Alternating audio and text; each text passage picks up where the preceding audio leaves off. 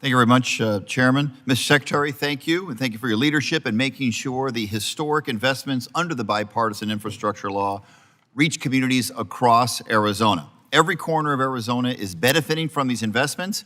My district is no exception. More than $220 million has been allocated to reconstruct and expand the I-10 Broadway curve, one of the most heavily trafficked sections of freeway in our region. This project, which runs right through my district, will enhance safety, reduce travel times, increase access to our largest employers, and support our growing population. And at Sky Harbor Airport, a $194 million investment is underway for a new taxiway to help us grow smarter and provide us with the capacity to operate this 3-runway airport as if it had 4 runways. This is why this investment matters so much. That's why the bipartisan infrastructure law matters so much. Without it, we couldn't get these projects done, period. Even with these significant investments, there is still more work to be done and projects that need federal support if they are to become a reality. And one of those is the expansion of I-10 in Arizona. Arizona has invested wisely in widening the I-10 because it is a major artery for passenger and freight traffic in the southern United States.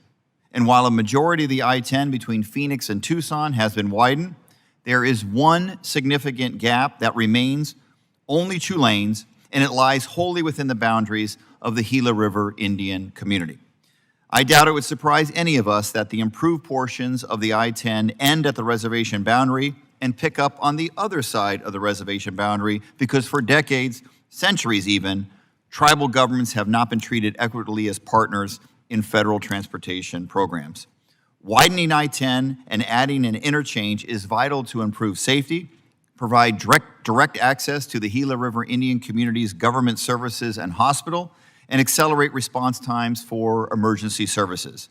And it will prevent traffic from detouring onto the reservation when bottlenecks or accidents close or otherwise restrict traffic. To complete this expansion project, the Gila River Indian community and the state of Arizona have formed a unique partnership to plan, design, and widen this last section and connect the community to this vital economic artery.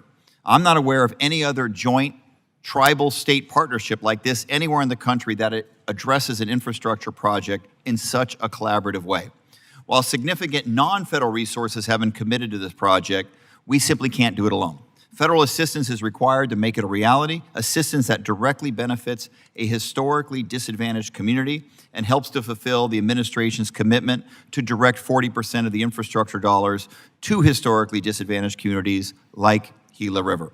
This leads to my question for you, Mr. Secretary. Can you tell me how the department is considering the President's Justice 40 initiative as it considers projects such as this one that directly benefits the Gila River Indian community for infrastructure funds, including under the competitive programs like MEGA and Infra? Well, thank you for the question, and I have certainly heard from both you and from the Gila River Indian community about the importance of this project. And in that context, I want to emphasize our commitment to the Justice 40 principles, that we will do right by those overburdened and underserved communities that often stand to benefit the most in terms of safety as well as economic outcomes from good infrastructure investments. So that's certainly something that we've sought to be as transparent as we can in terms of how it is incorporated in the notice of funding opportunities, so project sponsors understand how to put their best case forward. And if a Justice 40 criterion helps them make their case, we certainly welcome that and are looking for that in the process. That's great. In the recently passed FAA reauthorization bill passed by this House unanimously in a bipartisan way, it included the Drone Infrastructure Inspection Grant Act, better utilizing drone to save dollars and more safely inspect important infrastructure around the United States. Unfortunately, we want to do more with drone inspections for infrastructure. We don't want to get caught up in red tape. Mr. Secretary, can you commit today to the committee that the FAA will take action to enable low-risk, high-value drone infrastructure inspections this year, actions such as summary grants or predefined risk assessments consistent with the FAA's safety and environmental goals? I'll commit to speaking to the FAA about how to make sure that process is prompt, consistent, of course, with our responsibilities, but also not holding back innovations that could make a positive difference. And as a former mayor, give me your thoughts about how this committee can better provide state, local, and tribal governments with the resources and trained professionals to operate infrastructure inspection drone fleets like what would be accomplished by the Drone Infrastructure Inspection Grant Act.